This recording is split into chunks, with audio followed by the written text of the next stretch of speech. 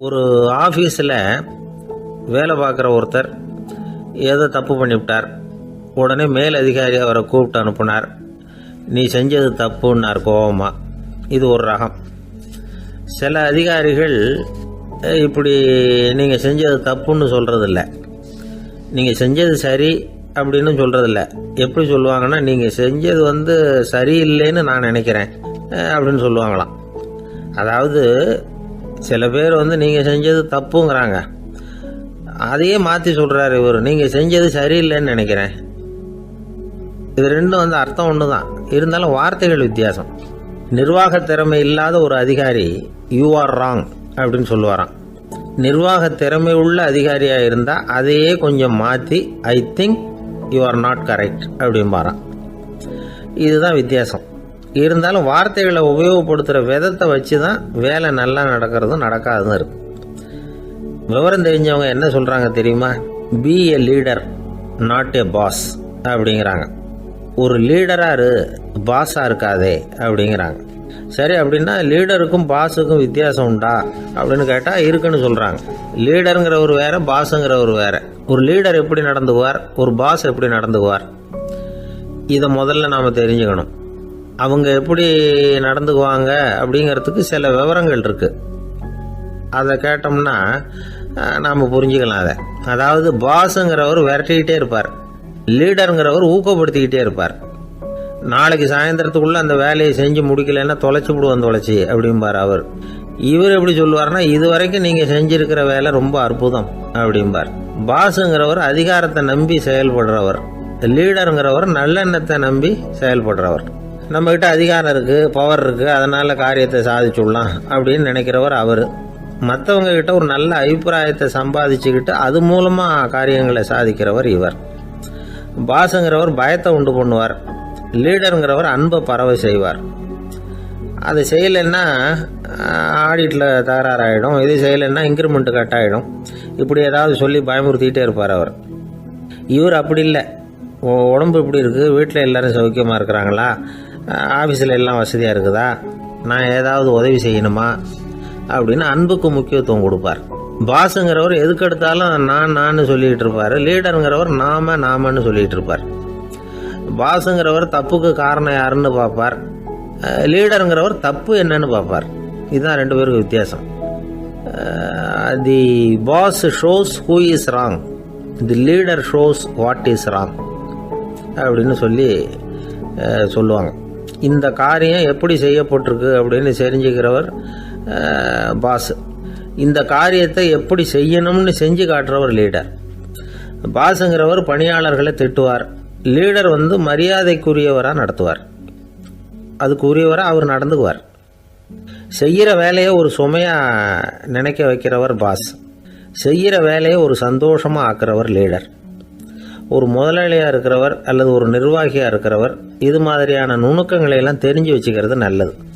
ஒரு பாஸ் இருக்கார், அவர் ஒரு நாள் ரொம்ப பெருமையாக தன்னோட ஆஃபீஸை பற்றி பேசிக்கிட்டு இருந்தார்.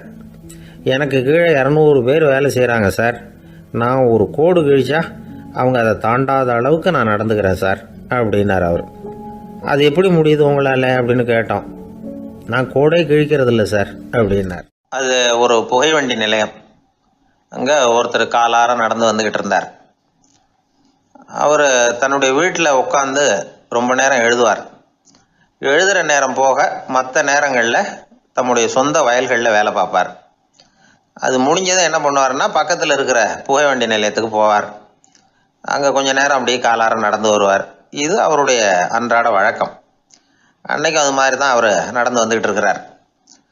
அந்த சமயத்தில் அங்கே நடைமேடையில் ஒரு அம்மையார் நின்றுட்டு இருக்கிறாங்க. இவரை கண்டதும் கையை தட்டி கூப்பிட்டாங்க, இங்கே கொஞ்சம் வர முடியுமா அப்படின்னாங்க. இவர் போனார். என்னங்கன்னு விசாரித்தார். அந்த அம்மையார் விவரம் சொன்னார்.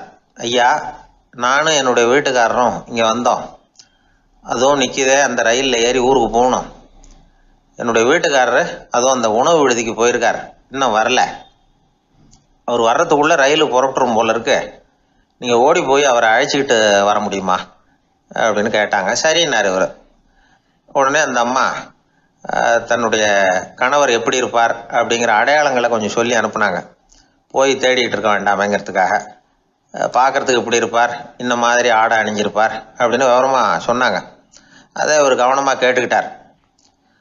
நீங்கள் போய் அழைச்சிட்டு வாங்க, வந்த உடனே உங்களுக்கு உண்டான கூலியையும் கையோடு கொடுத்து விட்றேன் அப்படின்னாங்க அந்த அம்மா. இவர் போனார்.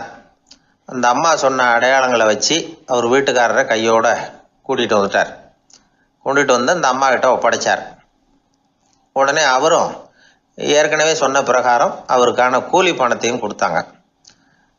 அவரும் எதுவும் மறுப்பு சொல்லாமல் அதை வாங்கிக்கிட்டார். வாங்கிக்கிட்டு திரும்பினார்.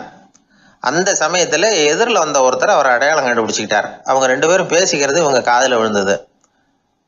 அப்போ தான் இவங்களுக்கு அது புரிஞ்சுது. இவங்கக்கிட்ட கூலி வாங்கினவர் யாருன்னா அவர் தான் பேரறிஞர் லியோ டால்ஸ்டாய் அப்படிங்கிறது புரிஞ்சுது அவங்க 2 பேரும் பேசிக்கிறத வச்சு. ரஷ்ய நாட்டின் மிகப்பெரிய ஞானி லியோ டால்ஸ்டாய், சோவியத் நாட்டின் ஈடு இணையற்ற இலக்கிய மேதை. இது தெரிஞ்ச உடனே அந்த அம்மா அவர்கிட்ட ஓடினாங்க. ஐயா, உங்களுக்காக நான் கூலி கொடுத்தேன், நான் பெரிய தவறு பண்ணிவிட்டேன் அப்படின்னு சொல்லி வருத்தப்பட்டாங்க. பரவாயில்ல, ஆனால் நீங்கள் எனக்கு கொடுத்த கூலி பணத்தை நான் திருப்பி கொடுக்க மாட்டேன். ஏன் தெரியுமா? அது நான் உழைச்சி பெற்ற தொகை அப்படின்னார். யாருக்குமே அதிக மகிழ்ச்சியை தரக்கூடிய பணம் எதுன்னு கேட்டால் அது அவங்க உழைப்புக்கு ஊதியமாக கிடைக்கிற பணம் தான். நம்ம ஆட்கள் சில பேருக்கு உழைக்காமல் கிடைக்கிற தீய வழியில் வருகிற பணம் கூட மகிழ்ச்சியை கொடுக்கும். ஒரு பெரிய தொழிற்சாலை, அதோட முதலாளி கடுமையான ஒரு கட்டுப்பாடு விதிச்சிருந்தார். அது என்ன கட்டுப்பாடுன்னா, இந்த தொழிற்சாலைக்கு உள்ள யாரும் சிகரெட்டு பிடிக்கக்கூடாது அப்படிங்கிறது தான். ஒரு நாள் இந்த முதலாளி தன்னுடைய தொழிற்சாலையை சுற்றி பார்த்துக்கிட்டு வரார். அப்போ ஒரு இளைஞன் உள்ள சிகரெட்டு பிடிச்சிக்கிட்டு இருந்தான். அதை பார்த்து விடுறார். அவ்வளவுதான், அவருக்கு கோபம் வந்துட்டுது. உடனே உதவியாளரை கூப்பிட்டார். அதோ பாரு, அந்த சிகரெட்டு பிடிச்சிக்கிட்டு இருக்கிறானே, அவன் கணக்கை முடித்து வெளியில் அனுப்பி வச்சிரு அப்படின்னு உத்தரவு போட்டார். அது பிரகாரம் உடனே அவனை அழைச்சிட்டு போய் கணக்கு பார்த்து சம்பள பாக்கி அப்புறம் உதவித்தொகை எல்லாத்தையும் மொத்தமாக கையில் கொடுத்து வெளியில் அனுப்பி வச்சுட்டாங்க. அவன் பணத்தோடு வெளியில் வந்தான். ஏதோ யோசனை பண்ணபடியே நின்றுக்கிட்டு இருந்தான். அவன் என்னப்பா யோசிக்கிற அப்படின்னாரு எதிரில் வந்தவர். இவன் சொன்னான், ஒன்றும் இல்லை, என்னோட நண்பன் ஒருத்தனை பார்க்கறதுக்காக உள்ளே போனேன். பேர் என்னன்னு கேட்டுவிட்டு ஒரு 50,000 ரூபா பணத்தையும் கொடுத்து வெளியில் அனுப்பி வச்சுட்டாங்க. அதுதான் ஏன்னு புரியல, யோசனை பண்ணிகிட்டு இருக்கிறேன் அப்படின்னு நானாக்குவேன். அதனால் நாம் உழைச்சி சம்பாதிக்கிற பணம் தான் உயர்வு, சும்மா வர்ற பணம்லாம் மகிழ்ச்சியை தராது அப்படிங்கிறத புரிஞ்சுக்கணும். அப்பேற்பட்ட ஞானி ரஷ்ய மேதை அவர் பாருங்க, அந்த பணத்தை வாங்கின பணத்தை திருப்பி கொடுக்க மாட்டேன்னு விட்டார். ஏன்னா அது உழைத்து பெற்ற தொகை, அதை நான் கொடுக்க மாட்டேன்னார். அதனால் நமக்கு செல்வம் சேர்க்கறது பெருசு இல்லை, அந்த சேருகிற செல்வம் நமக்கு மகிழ்ச்சியை கொடுக்கணும். அதுக்கு என்ன வழின்னா நாம் உழைத்து சம்பாதிக்கணும் அப்படிங்கிறத அதிலிருந்து புரிஞ்சிக்க வேண்டியது ரொம்ப அவசியம். அதனால் உழைப்போம் உயர்வோம், இதுதான் வெற்றியின் ரகசியம். ஒரு தடவை கலைவாணர் NS கிருஷ்ணன் பேராசிரியர் கல்கியை சந்தித்து பேசிக்கிட்டு இருந்தாராம். கலைவாணர் கல்கியை பார்த்து, எனக்கு கதை எழுத ஆசையாக இருக்குது, எப்படி எழுதுறதுன்னு கேட்டாராம். கதை எழுதுறதுக்கு 4 மை வேணும்னாராம் கல்கி. அப்படியா, அப்படின்னா என்னென்ன கலர் மை அப்படின்னு கேட்டிருக்காரு கலைவாணர் சிரிச்சுக்கிட்டே. நான் சொன்னது கலர் மை இல்லை, அது வேற மை. அதாவது கதை எழுதுறதுக்கு தேவைப்படுகிற 4 மை எதுன்னா, 1 திறமை, 2 பேணாமை, 3வது தனிமை, 4வது பொறுமை அப்படின்னாராம். உடனே கலைவாணர், உங்கள் யோசனை அருமை அப்படின்னாராம். அதுதான் கலைவாணர். பொதுவாக எழுத்தாளர்கள் எழுதுகிற மாதிரி நடந்துக்கிறது இல்லை, ஆனால் கலைவாணர் என்ன சொல்லுவாரோ அதே மாதிரி நடந்துக்குவார். எல்லாருக்கும் எல்லாம் கிடைக்கணுங்கிற கருத்தை சினிமா படங்களில் வலியுறுத்துவார். அதே மாதிரி நடைமுறை வாழ்க்கையிலேயே எல்லாருக்கும் எல்லாமும் கொடுப்பார். பணம், பதவி, புகழ் இப்படி எதுவுமே இல்லாத ஒரு சாதாரண மனுஷனாக இருந்தால் கூட இவர் மனுஷனுக்கு கொடுக்குற மரியாதையில் கொஞ்சமும் குறைச்சல் இருக்காது. இந்த குணம் சாதாரணமாக எல்லாருக்கும் இருக்கிறது இல்லை. அவர் சினிமா தியேட்டருக்கு போய் சினிமா பார்க்குறது வழக்கம். அவர் வந்திருக்கிறாருங்கிறது தெரிஞ்சால் போதும், வெளியில் பிச்சைக்காரங்க கூடிடுவாங்க. இது அவருக்கு தெரியும். வெளியில் நம்மளை நம்பி ஒரு கூட்டம் காத்துக்கிட்டு இருக்குமேன்னு நினைப்பார். உடனே ஒரு 100 ரூபா நோட்டை கொடுத்து சில்லறையாக மாற்றிட்டு வர சொல்லுவார். படம் முடிஞ்சு வெளியில் வர்றப்போ சில்லறையோடு வருவார். எல்லாருக்கிட்டையும் கொடுத்துருவார். ஏன்னா எல்லாரும் தேடிட்டு வருவாங்க அவரை. என்ன எல்லாரும் சௌக்கியமாக இருக்கிறீங்களா அப்படின்னு பிரியமாக விசாரிப்பார். ஏதோ ரொம்ப நெருங்கின சொந்தக்காரங்களை விசாரிக்கிறது மாதிரி விசாரிப்பார். தன்கிட்ட இருக்கிற சில்லறையை எல்லாருக்கும் சமமாக பிரித்து கொடுத்துட்டு தான் அங்கேருந்து புறப்படுவார். ஒரு நாள் அது மாதிரி புறப்படுற சமயத்தில் ஒரு சின்ன பையனுக்கு சில்லறை எதுவும் கிடைக்கல கொடுக்கறதுக்கு. இது கலைவாணருக்கு தெரியாது. காரில் ஏறி புறப்பட்டு போயிட்டார். அந்த பையன் காரை பிடிச்சிக்கிட்டு பின்னாடியே ஓடிச்சாந்துருக்கிறான். ஐயா, நீங்களே இல்லைன்னு சொன்னால் நான் என்ன பண்ணுறது? இன்னைக்கு பட்னி தான், அம்மாவுக்கு வேற உடம்பு சரியில்லை அப்படின்னு கத்திக்கிட்டே ஓடியாந்தானா. கலைவாணர் கவனிச்சுட்டார். உடனே காரை நிறுத்த சொன்னார். இறங்கினார். அந்த சின்ன பையனை கட்டி பிடிச்சிக்கிட்டு என்னை மன்னிச்சுக்கப்பா, நான் கவனிக்காமல் வந்துட்டேன் அப்படின்னு சொல்லி அழ ஆரம்பிச்சிட்டாராம். இன்னொரு தடவை இதே மாதிரி ஒரு தியேட்டர்லேருந்து வெளியில் வந்திருக்கிறார். ஒரு ஆள் அவர்கிட்ட வந்து நின்றுருக்கார். அவர் கொடுக்கறதுக்கு இவர்கிட்ட பணம் இல்லை. பணம் இல்லையாப்பா அப்படின்னாராம். உங்ககிட்டே இல்லையா அப்படின்னாராம் அவர். கலைவாணருக்கு மனசு ரொம்ப சங்கடமாக போச்சு. உடனே புறப்பட்டு வீட்டுக்கு போனார். அங்கே இங்கே தேடி பார்த்து அங்கேருந்த கொஞ்சம் நெஞ்ச சில்லறையை எடுத்தார். காரு டிரைவரை கூப்பிட்டார். தியேட்டர் வாசலில் நின்றுக்கிட்டு இருந்த ஆசாமியோட அங்க அடையாளங்களை சொன்னார். காரை எடுத்துகிட்டு போய் அந்த ஆளை கண்டுபிடிச்சி இந்த காசை கொடுத்துட்டு வா அப்படின்னு அனுப்பி வச்சாராம். பிச்சை போடுறதுக்காக காரை அனுப்புனதாக வேற யாரை பற்றியாவது நீங்கள் கேள்விப்பட்டிருக்கிறீங்களா? அவர் ஒரு வித்தியாசமான மனிதர், வித்தியாசமான கலைஞர். கலைவாணரோட சகோதரர் கல்யாணம் நடந்தது. அதில் தியாகராஜ பாகவதர் கச்சேரி முடிஞ்ச உடனே அதில் சம்பந்தப்பட்ட கலைஞர்களுக்கெல்லாம் கலைவாணர் பரிசுகள் கொடுக்குறார். அந்த கச்சேரியில் கடம் வாசித்தவருக்கு மட்டும் மற்ற எல்லாருக்கும் கொடுத்ததை விட பெருசாக ஒரு வெள்ளி கோப்பையை பரிசாக கொடுத்தாராம். மற்றவங்களுக்கெல்லாம் சின்னதாக கொடுத்துட்டு கட வித்துவானுக்கு மட்டும் பெருசாக பரிசு கொடுக்குறீங்களே ஏன்னு கேட்டிருக்கிறாங்க. அதுக்கு கலைவாணர் விளக்கம் கொடுத்தாராம். இப்பெல்லாம் ரயிலில் கூட்டம் அதிகங்கிறது உங்களுக்கு எல்லாருக்கும் தெரியும். இந்த வித்துவான் இவ்வளவு பெரிய மண்பானையை ரயிலில் ரொம்ப பத்திரமா உடையாம ரொம்ப தூரத்திலேருந்து கொண்டு வந்திருக்கிறாரே, அது என்ன சாமானியமான காரியமா? அவரோட அந்த சாமர்த்தியத்தை பாராட்டுறதுக்காக தான் அவருக்கு இவ்வளவு பெரிய பரிசு அப்படின்னாராம். ஒரு சீடன் வெளியூர் புறப்படுறதுக்கு தயாரா இருந்தான். ரொம்ப தூரம் போக போறான். திரும்பி வர நாளாகும். புறப்படுறதுக்கான ஆயத்த வேலைகளில் ஈடுபட்டு இருந்தான். அந்த சமயம் பார்த்து இன்னொரு சீடன் அவங்ககிட்ட வந்தான். நம்ம குரு உன்னை அழைச்சிட்டு வர சொன்னார், வா அப்படின்னு கூப்பிட்டான். இவன் உடனே புறப்பட்டு போனான். குருநாதரை பார்த்தான். அவர் காலில் விழுந்து வணங்கினான். வணங்கிவிட்டு எழுந்திரிச்சான். அவ்வளவுதான். குரு ஏதாவது உபதேசம் பண்ணுவாருன்னு எதிர்பார்த்தான். ஆனா நடந்தது என்ன தெரியுமா? குரு அவனுக்கு ஓங்கி ஒரு அடி கொடுத்தார். எதிர்பாராம இந்த அடியை வாங்கினதும் அந்த சீடன் அதிர்ந்து போயிட்டான். பக்கத்துல இருந்த மற்ற சீடர்களும் திகைச்சு போய் நின்னுட்டாங்க. அடி வாங்கின சீடனுக்கு மனசுக்குள்ள குழப்பம். நாம என்ன தப்பு பண்ணணும்? புறப்படுற நேரத்துல இப்படி குரு கிட்ட அடி வாங்குற மாதிரி ஆயிட்டுதே அப்படின்னு நினைச்சு மனசுக்குள்ள ரொம்ப வேதனைப்பட்டான்.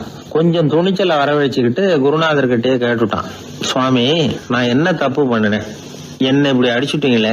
ஒரு வார்த்தை கூட உங்களை எதிர்த்து நான் பேசினது இல்லையே. இவ்வளவு காலமா உங்க விருப்பத்துக்கு விரோதமா ஒரு காரியம் கூட நான் செஞ்சது இல்லையே. வந்ததும் வராததுமா ஒண்ணுமே சொல்லாம என்ன அடிச்சுட்டீங்களே. குருவே, நான் செஞ்ச குற்றம் தான் என்ன அப்படின்னு கண்ணீரோட பரிதாபமா கேட்டானா அந்த சீடன். ஆனா அந்த குரு முகத்துல கொஞ்சம் கூட கோபம் இல்லை. அவர் சிரிச்சுக்கிட்டே நின்றுகிட்டு இருந்தாராம். அதுக்கப்புறம் சொன்னாராம், என்னுடைய அருமை சீடனே, நீ ஒரு தவறும் பண்ணல. நான் உன்னை அடிச்சது நீ ஏதோ தப்பு பண்ணிவிட்டேங்கிறதுக்காக இல்ல. நீண்ட பயணம் போக போறேன். ஞாபகமா ஏதாவது கொடுத்து அனுப்ப வேணாமா? நீ ஞானம் பெற்ற பிறகுதான் திரும்பி வர போறேங்கிறது எனக்கு தெரியும். அதுக்கு பிறகு உன்னை வந்து அடிக்க முடியுமா? அதனால இப்ப கிடைச்சிருக்கிற இந்த வாய்ப்பை பயன்படுத்திக்கிட்டேன். அப்போதைக்கு இப்பவே அடிச்சுட்டேன், அவ்வளவுதான், வேற ஒண்ணும் இல்லை அப்படின்னாராம். குரு சிரிச்சுக்கிட்டே இப்படி சொல்றார். இருந்தாலும் இதுவும் ஒரு உபதேசம் தான். அதிர்ச்சிகளால விழிப்படைய வைக்கிறதும் ஒரு வழிதான். இது ஜென் வழி. பெரும்பாலும் அதிர்ச்சியின் மூலமாகவே ஞான தரிசனத்தை அருள்கிறவர்கள் தான் ஜென் குருமார்கள். நம்ம தியானம் தான் ஜென். இந்தியாவிலிருந்து இது சீனாவுக்கு போய் கொஞ்சம் பேர் மாறி வளம் பெற்று ஜப்பான்ல ஜென் ஆகி வளர்ந்துருக்குது, அவ்வளவுதான். ஜென்கிறது தியானம். எதை நினைச்சும் தியானிக்கிறது இல்ல, எல்லாத்துலயும் தியானம் இருக்கிறதா சொல்லுது ஜென். பேசுறது, இருக்கிறது, நடக்கிறது, சாப்பிடுறது, சிரிக்கிறது, தூங்குறது, தொழில் செய்யறது அல்லது சும்மா இருக்கிறது எல்லாமே தியானம் தான். ஜென்கிறது ஒரு சுய தரிசனம். தன்னைத்தானே அடையாளம் கண்டுகொள்கிறது தான் அது. இல்லாத எதையும் தேடி கண்டுபிடிக்கிறது இல்ல. சென் மார்க்கத்தை பத்தி ஓஷோ என்ன சொல்றாரு தெரியுமா?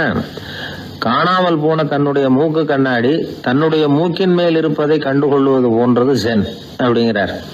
நம்மால் இன்னொருத்தர் முகத்தை ரொம்ப நேரமா உத்து பார்த்துக்கிட்டு இருந்தார். என்ன பாக்குறீங்கன்னாரு அவரு. நீங்க போட்டிருக்கீங்களே மூக்கு கண்ணாடி, அதை தான் பாக்குறேன்னாரு இவரு. நீங்க அப்படி பாக்குறதுக்கு விசேஷ காரணம் ஏதாவது உண்டான்னு கேட்டார் இவர். உண்டுன்னார். என்னன்னு கேட்டார். நேத்திக்கு காணாம போன என்னோட மூக்கு கண்ணாடி அது அப்படின்னாராம் இவர். ஒருத்தர் இருந்தான், வாழ்க்கையில மகிழ்ச்சியா இருக்கணும்னு ஆசைப்பட்டான். அதுக்கு என்ன வழின்னு 4 பேருகிட்ட யோசனை கேட்டான்.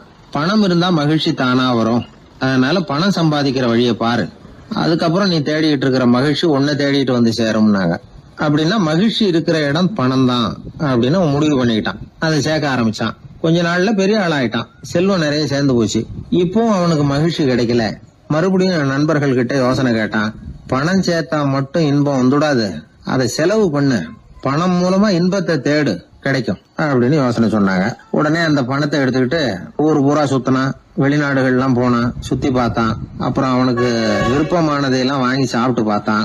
மது, போதை பழக்கம், இப்படி எதுலயும் ஈடுபட்டு பார்த்தான். கல்யாணம் பண்ணிக்கிட்டான், குடும்பம் நடத்தினான். எப்படி இருந்தாலும் அவன் எதிர்பார்க்கிற மகிழ்ச்சி அவனுக்கு கிடைக்கல. அதனால மகிழ்ச்சிங்கிறது எங்க இருக்குங்கிற ரகசியத்தை அவனால கண்டுபிடிக்கவே முடியல. கடைசியா ஒரு பெரியவர்கிட்ட யோசனை கேட்டான். அவரு சொன்னார், இல்லறத்திலேயும் உனக்கு மகிழ்ச்சி கிடைக்கலன்னா உனக்கு துறவரத்துலதான் அது கிடைக்கும்னு நினைக்கிறேன். சரி, அதையும் தான் முயற்சி பண்ணி பாப்போமே அப்படின்னு அவன் முடிவு பண்ணிக்கிட்டான். துறவரம்னா சும்மாவா? எல்லாத்துக்கும் அவன் துணிஞ்சுட்டான். வீட்டுல இருந்த நகை, பணம், பவுனு, வைரம், வைடூரியம் எல்லாத்தையும் ஒரு மூட்டையா கட்டி எடுத்துக்கிட்டான். ஒரு யோகியை தேடிட்டு போனான். அவர் காலடியில கொண்டுட்டு போய் வச்சான். அவர் நிமிர்ந்து பார்த்தார். என்ன இதெல்லாம்னார். இதெல்லாம் இனிமே எனக்கு தேவையில்லைன்னா. சரி, அப்படின்னா உனக்கு என்னதான் தேவைன்னார். எனக்கு மகிழ்ச்சி தேவை, மன அமைதி தேவைன்னா. அந்த யோகி தன்னுடைய காலடியில் இருந்த மூட்டையை பிரிச்சு பார்த்தார். உள்ள தங்கம், வைரம், நகை, பணம் எல்லாம் இருக்கு. அவ்வளவுதான். அவசரமா அதை சுருட்டி எடுத்துக்கிட்டார். தலையில வச்சுட்டு ஒரே ஓட்டமா ஓட ஆரம்பிச்சுட்டார். இவனுக்கு அதிர்ச்சியா போட்டுது. அடடா, இந்த ஆளு போலி ஆசாமி போல இருக்க, ஏமாந்துட்டோமே அப்படின்னு நினைச்சான். வருத்தப்பட்டான். அந்த துக்கம் ஆத்திரமா மாறிச்சு. உடனே அந்த யோகியை துரத்த ஆரம்பிச்சான். அவரு ஒரே ஓட்டமா ஓடுறார். சந்து பூந்தெல்லாம் நுழைஞ்சு ஓடுறார். இவனும் விடாம துரத்துறான். கடைசியா அந்த யோகி மூச்சு இறக்க ஒரு இடத்துல வந்து நின்னார். அது எந்த இடம்னா ஒரு புறப்பட்ட இடம். எங்க இருந்து ஓட ஆரம்பிச்சாரோ அங்கே வந்து நின்னார். துரத்திட்டு வந்தவனும் ஓடி வந்து நின்னான். இப்ப அந்த யோகி சொன்னார், என்னப்பா பயந்துட்டியா? இந்தா உன்னோட செல்வம், நீயே வச்சுக்கோ அப்படின்னு சொல்லி மூட்டையை திருப்பி கொடுத்தார். கைவிட்டு போன தங்கமும், வைரமும், பணமும் திரும்ப கிடைச்சிட்டுதுங்கிறதுல அவனுக்கு ஏகப்பட்ட மகிழ்ச்சி. இப்போ மறுபடியும் அந்த யோகி சொல்றார், நீ வர்றதுக்கு முன்னாடி கூட இந்த தங்கமும் வைரமும் உங்ககிட்டதான் இருந்தது. ஆனா அப்போ உனக்கு மகிழ்ச்சி இல்ல. இப்போ உங்ககிட்ட இருக்கிறதும் அதே தங்கமும் வைரமும் தான். ஆனா இப்போ உன் மனசுல மகிழ்ச்சி இருக்கு. இதுல இருந்து என்ன தெரியுது? மகிழ்ச்சிங்கிறது வெளியில இல்ல, உள்ள இருக்கு. அது நம்ம மனசுல இருக்கு. இதை நல்லா புரிஞ்சுக்கணும். தங்கத்தையும் வைரத்தையும் மூட்டை கட்டி தலையில வச்சுக்கிட்டு அலைஞ்சானே, அவன் மாதிரிதான் நம்மள பல பேருக்கும் மகிழ்ச்சி எங்க இருக்குங்கிற உண்மை புரியறது இல்ல. அதனாலதான் பல சமயங்கள்ல நாம மகிழ்ச்சிக்காக அடுத்தவங்களை சார்ந்து இருக்கிறோம். நமக்கு வேண்டியப்பட்ட ஒருத்தன் பணம், நகை எல்லாத்தையும் ஒரு மூட்டையா கட்டி எடுத்துக்கிட்டு ஒருத்தர் காலடியில வச்சான். இது எனக்கு தேவையில்லைன்னா. உனக்கு என்னதான் தேவைன்னார் அவர். எனக்கு மன அமைதி தேவைன்னா. உனக்கு மன அமைதி தேவைப்படுகிற அளவுக்கு இப்ப என்ன ஆயிட்டுதுன்னார் அவர். வேற ஒண்ணும் இல்ல, இந்த பணத்தையும் நகையையும் நான் யாரு வீட்டுல எடுத்தனோ அந்த வீட்டுக்காரங்க இப்ப என் பின்னாடி துரத்திட்டு வந்துட்டு இருக்கிறாங்க, அவ்வளவுதான் அப்படின்னு நானா. மகிழ்ச்சியை தேடுகிறவர்கள் இந்த உலகத்துல அதிகம். அது எங்க இருக்குன்னு புரிந்து கொண்டவர்கள் ரொம்ப குறைவு. எது உண்மையான மகிழ்ச்சி அப்படிங்கறத புரிஞ்சுக்கிட்டு அதுக்கு தகுந்த மாதிரி நம்முடைய வாழ்க்கையை அமைச்சுக்கணும். ஒரு ஆள் இருந்தார். அவரு தன்னை ஒரு குருன்னு சொல்லிக்கிட்டார். மௌன குரு, வாயே திறக்கிறதில்ல. அவருக்கு 2 சீடர்கள் உண்டு. இவங்க தான் வர்றவங்க கிட்ட பேசுவாங்க, விளக்கம் கொடுப்பாங்க. ஒரு நாள் இந்த சீடர்கள் 2 பேரும் எங்கேயோ வெளியில் போயிட்டாங்க. அந்த நேரம் பார்த்து ஒருத்தர் அங்கே வந்தார். குரு கிட்ட போனார். குருவே, புத்தர்னா என்னன்னு கேட்டார். குருவுக்கு ஒன்றும் புரியல. அவர் உண்மையான குருவாக இருந்தாவில் புரியும். அவர் திருன்னு முழிக்க ஆரம்பிச்சுட்டார். இந்த நேரம் பார்த்து இந்த சீடர்கள் எங்கேயோ போயிட்டாங்களே, என்ன பண்ணுறது, உதவிக்கு யாராவது கிடைக்க மாட்டாங்களா அப்படின்னு அப்படியே சுற்றி பார்க்குறார். அங்கங்கே பார்க்குறார். வந்தவர் இதை கவனித்தார். ஏதோ புரிஞ்சுக்கிட்ட ஒரு மாதிரி அடுத்த கேள்வி கேட்டார். தர்மம்னா என்ன சுவாமின்னார். குருவுக்கு ரொம்ப சங்கடமாக போச்சு. நம்ம நிலைமை இப்படி ஆகிட்டுதே, இக்கட்டில் மாட்டிக்கிட்டோமே அப்படின்னு நினச்சபடியே விட்டத்தை பார்த்தார். அப்புறம் குனிஞ்சு தரையை பார்த்தார். அப்படியே உட்காந்துக்கிட்டார். வந்தவர் உடனே அடுத்த கேள்விக்கு போயிட்டார். தியானம்னா என்ன சுவாமின்னார். பாவம் என்ன பண்ணுவார் அந்த குரு, பேசாமல் கண்ணை கெட்டியாக மூடிக்கிட்டார். இது ஏதுடா வம்பா போச்சுன்னு. இவர் இப்படி பண்ணால் கூட வந்தவர் சளைக்கல. இன்னொரு கேள்வியும் கேட்டார். ஆசீர்வாதம்னா என்ன அப்படின்னார். இவர் பார்த்தார், இப்படியே போனால் இவர் கேள்வி கேட்குறத நிறுத்த மாட்டார் அப்படின்னு நினச்சிக்கிட்டு எனக்கு ஒன்றுமே தெரியாதுங்கிற பாவனையில் 2 கையையும் விரித்து காட்டினார். வந்தவர் முகத்தில் மகிழ்ச்சி, மன நிறைவு, ஏதோ எல்லாம் புரிஞ்சுக்கிட்ட ஒரு மாதிரி அங்கேருந்து புறப்பட்டு போனார். வழியில் அந்த குருவோட சீடர்கள் 2 பேரையும் சந்தித்தார். உங்கள் குருவை தான் பார்த்துட்டு வரேன்னார் இவர். என்ன நடந்ததுன்னு கேட்டாங்க. இவர் விவரமாக சொல்கிறார். உங்கள் குரு எவ்வளவு பெரிய ஞானி தெரியுமா? புத்தர்னா என்னன்னு கேட்டேன். அதுக்கு அவர் அப்படியும் இப்படியும் பார்த்தார். அதுக்கு என்ன அர்த்தம் தெரியுமா? மக்கள் புத்தரை அங்கேயும் இங்கேயும் தேடுறாங்க. உண்மையில் அவர் அங்கேயும் இங்கேயும் தேடி கண்டுபிடிக்க முடியாது அப்படிங்கிறத அவர் செய்கை மூலம் உணர்த்தினார். அதுக்கப்புறம் தர்மம்னா என்னன்னு கேட்டேன். அவர் மேலேயும் கீழையும் பார்த்து தர்மம் சமமானது, அதில் உயர்வு தாழ்வு இல்லைங்கிறத உணர்த்தினார். அதுக்கப்புறம் தியானம்னா என்னன்னு கேட்டேன். கண்ணை மூடிக்கிட்டார். கண்ணை மூடி காணுகிற அற்புதம் அது அப்படிங்கிறத புரிஞ்சுக்கிட்டேன். கடைசியாக ஆசீர்வதிக்கப்படுறது பற்றி கேட்டேன். கைகளை நீட்டி உதவுறது தான் அது அப்படிங்கிறத தன்னுடைய இருகை விரித்து உணர்த்தினார். எவ்வளோ பெரிய மகான் அவர் அப்படின்னு சொல்லிவிட்டு அவர் பாட்டு போயிட்டார். சீடர்கள் அதுக்கப்புறம் மெதுவாக குருக்கிட்ட சேர்ந்தாங்க. அவங்கள பார்த்ததும் குருவுக்கு கோபம் வந்துட்டுது. அடே பாவிகளா, எங்கடா போய் தொலைஞ்சிங்க? நான் ஒரு ஆளுகிட்ட மாட்டிக்கிட்டு என்ன பாடுபட்டிருக்கேன் தெரியுமான்னார். இது மாதிரி தான் நாம் சாதாரண மனிதர்களின் புற வேடங்களிலேயே மயங்கி போயிடுறோம். அவங்க பேச்சு, செய்கை, பார்வை இதிலெல்லாம் ஏதோ பெரிய தத்துவம் இருக்கிறதாக நினச்சிக்கிறோம். உண்மையிலேயே அந்த தத்துவங்கள் யாருக்கு சொந்தம்? அவங்களுக்கு இல்லை, நமக்கு தான் சொந்தம். நாம் தானே அதை கற்பிச்சுக்கிட்டோம். நம்மை நாம் அடையாளம் கண்டுக்கிறது இல்லை. நாம் யாருங்கிறது நமக்கு புரியறதில்ல. அதுதான் இன்றைக்கி நடக்கிறது. அதனால தான் அடுத்தவங்களை தேடி ஓடிக்கிட்டு இருக்கிறோம். சில வீடுகளில் கூட இது மாதிரி சைகைகள் உண்டு. சில குடும்ப தலைவர்கள் தினமும் காலையில் கண்ணை கெட்டியாக மூடிக்கிட்டு கை 2ஐயும் சுத்தமாக விரித்து வச்சுக்கிட்டே உட்காந்து தியானம் பண்ணுறது வழக்கம். எதுக்காக அப்படி பண்ணுறீங்கன்னு ஒருத்தரை பார்த்து கேட்டேன்.